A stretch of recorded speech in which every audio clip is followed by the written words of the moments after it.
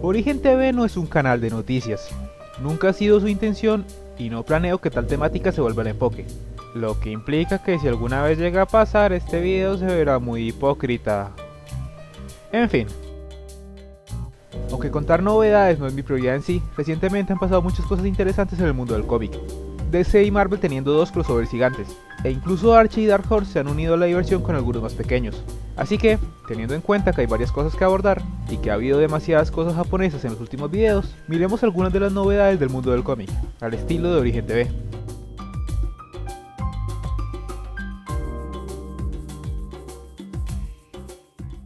Iniciemos con DC. Sí, yo sé, un video de DC. El mundo se va a acabar. DC inició esta cruzada de eventos con Convergence. ¿De qué trata Convergence? Ciudades de todos los puntos del tiempo, el espacio y el multiverso son congregadas en un solo planeta y cubiertas en domos. Ninguna de las ciudades tiene conocimiento del uno de la otra, y todos los metahumanos en ellas perdieron sus poderes. El tiempo pasa, y cuando los residentes por fin están teniendo un cierto nivel de comodidad, los domos desaparecen. Héroes y villanos recuperan sus poderes, y el ser que los congregó ahí declara que los campeones de cada ciudad deberán pelear o ser aniquilados. A primera instancia este es el tipo de crossover más genérico que se puede hacer, pero Convergence tiene varios elementos para alejarse de eso. Su libro principal se enfoca en los residentes de la Tierra 2, que llegaron al planeta pero no tienen ciudad, siendo algo así como un error en el sistema, y sus esfuerzos para acabar con las luchas, mientras que los tomos secundarios se enfocan en personajes de periodos clásicos de DC apoyando la nostalgia. La fuerza de Convergence se encuentra en los tie-ins, término que se refiere a los tomos que no son parte de la historia principal, y si existe un término en español para esto, les agradecería que me lo dijeran. Los tie-ins de Convergence hablan de personajes clásicos, en particular hay muchas historias de los personajes anteriores a los nuevos 52, y es en estas historias autosuficientes donde se encuentran los mejores momentos del evento. En particular disfruté con el libro de Nightwing y Oráculo. El libro principal, sin embargo, es más difícil de juzgar. Usan personajes de Tierra 2, así que si no has leído el libro probablemente estés bien perdido. Y yo caigo en esa categoría. Además, se siente demasiado desconectado. El ritmo es inconsistente, nada queda muy claro y no se siente mucho el progreso. No lo terminé, pero la recepción general no fue muy buena. Con el fin de Convergence, DC lanzó su nueva línea, DCU, enfocándose en hacer sus títulos más accesibles. Todavía no he leído mucho de ellos, pero las portadas son bonitas. Marvel hizo básicamente lo mismo casi al tiempo. Hablando de coincidencias casi imposibles. En Secret Wars, evento que tiene el mismo nombre de uno del 84, todos los universos de Marvel están colisionando, siendo aparentemente destruidos. Cuando solo quedan el universo principal y el Ultimate en sus últimos minutos, los héroes y villanos de ambos mundos ejecutan sus últimas jugadas, con la esperanza de poder salvar algo para enfrentarse a la nueva realidad. Así, murió el universo Marvel.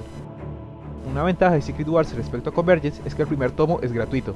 Bueno, en teoría es el tomo 0, pero igual aplica. En la descripción dejo el link. Ese tomo también incluye el crossover de Avengers con Ataque Titán, que no es muy bueno en sí, pero es gratis. Tras esto, héroes nuevos y viejos se enfrentan a la nueva realidad de Marvel, el Battleworld, un mundo creado a partir de los fragmentos y ciudadanos de todos los mundos destruidos. Nadie se acuerda del mundo pasado, y encima de todo se encuentra su nuevo dios, Doom.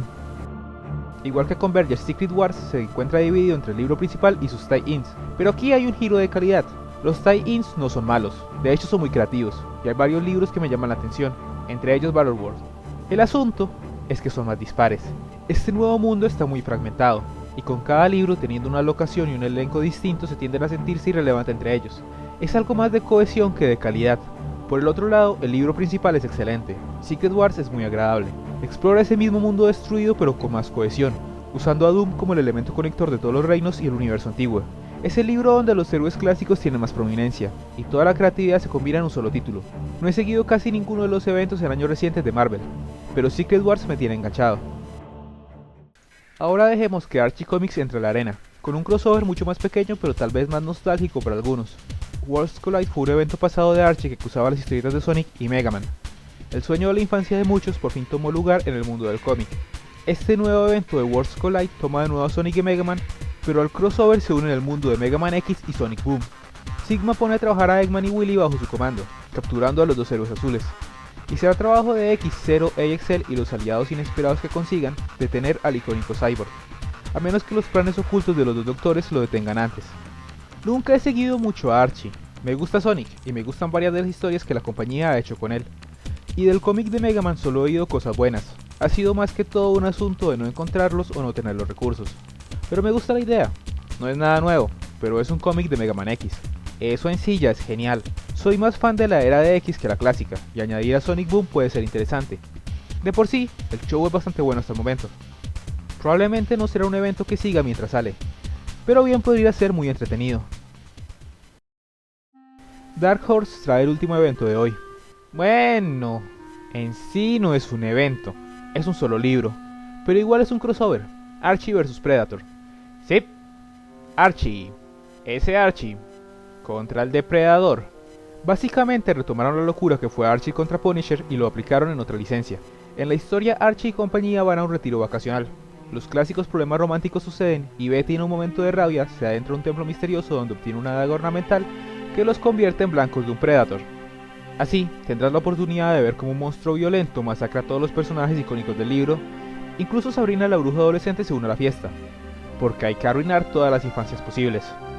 Retomando Archie contra Punisher, era una historia que de hecho funcionaba, porque tenía un solo tono, el tono ligero de Archie, al que el Punisher se adaptaba y resultaba en una historia peculiar pero chistosa y feliz. Archie vs Predator, sin embargo, es un choque de tonos casi insoportable. La comedia y la inocencia del elenco no funciona bien cuando hay un monstruo asesino en las calles. El gore choca con la estética caricaturesca, y el depredador de turno se siente muy extraño. Los Yauyas son una especie que cazan por deporte, honor, buscan presas dignas. Nadie en el elenco de Archie lo es. Es una mezcla demasiado bizarra, que si funciona, es por el factor de choque más que cualquier otro asunto. Estas son todas las novedades que tenemos hoy. 4 eventos, 4 compañías y muchas franquicias.